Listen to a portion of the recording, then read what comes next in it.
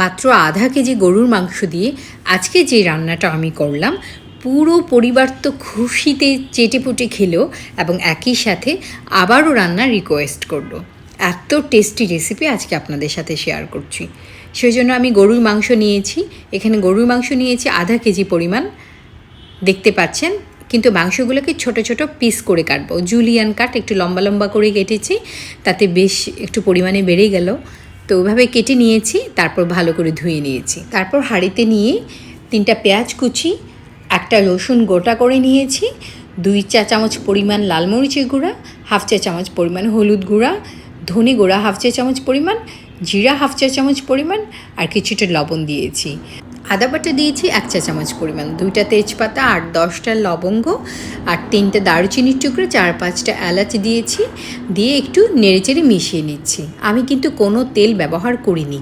এবার আমি এটা 1/2 কাপ পানি দিয়ে ঢেকে কষে আমি এটা রান্না করব। প্রথমেই কিছুক্ষণ জাল দেওয়ার পর একটু পানি উঠে গেছে। এবার আমি নেড়েচেড়ে একটু ঢেকে দিচ্ছি। এভাবে কিছুক্ষণ নেড়েচেড়ে ঢেকে নিয়ে তারপর মাংসটাকে কষিয়ে নিব। মাংসে যেহেতু কিছু না কিছু তেল আছে গরুর মাংসে, তাই আমি আলাদা করে এখন পর্যন্ত কোনো প্রকার তেল ব্যবহার করব না। দেখতেই পাচ্ছেন কিছুক্ষণের মধ্যে মাংসটা কিন্তু কষানো হয়ে গেছে। এ পর্যায়ে আমি একটু পানি দিয়ে দিয়েছি। যতটুকু পানি দিলে মাংসটা সেদ্ধ হয় সেই পরিমাণ পানি দিয়েছি। ঢাকনা খুলে একটু নেড়ে দিচ্ছি এবং মাংস থেকে কিন্তু কিছুটা তেল বেরোচ্ছে, দেখেই বোঝা যাচ্ছে। 1 কেজি আলু খোসা ছাড়িয়ে নিয়েছি, আর তারপর একটু পাতলা পাতলা করে লম্বা করে কেটে নিয়েছি। একটা প্যানে 1/2 কাপ তেল দিয়ে কিছুটা হলুদ এবং লবণ দিয়ে এটাকে ভালো করে ভেজে নিব। একটু লাল মরিচের গুঁড়াও দিয়ে দিচ্ছি। আমার কাছে যদি 1 কেজি আলু থাকতো আমি 1 কেজিই দিয়ে দিতাম।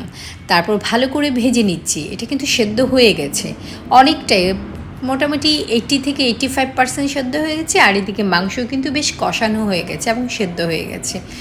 তারপর মাংসের মধ্যে সেই ভাজা আলুটা দিয়ে দিব। তারপর নেড়ে চেড়ে একটু ভেজে নিব। দেখতে হবে যাতে তলানিতে লেগে না যায়। আসলে তলানিতে লেগে গেলে হয় কি, টেস্টটা কমে যায়। আর প্যানে যে আলুটা ভেজেছিলাম ওখানে একটু সামান্য পানি দিয়েছি, জাস্ট 2 থেকে 3 টেবিল চামচ পরিমাণ দিয়ে এখানে ঢেলে দিয়েছি। এর চেয়ে বেশি আমি পানি কিন্তু দেব না। তারপর ঢেকে ঢেকে রান্না করব এবং মাঝে মধ্যে ঢাকনা খুলে একটু নেড়ে চেড়ে দেবো। এত টেস্টি হয়েছিল ওই রান্নাটা। সত্যি আমি যে আগে কখনো রান্না করেছি বিষয়টা কিন্তু এমন না। আমার হুট করে মাথায় আসলো কীভাবে আজকে আমি সবাইকে খাওয়াবো। কয়েকটা কাঁচামরিচের আগেটুকু ভেঙে দিয়েছি জাস্ট ফ্লেভারের জন্য। তৈরি হয়ে গেল সুস্বাদু গরুর মাংস। আশা করি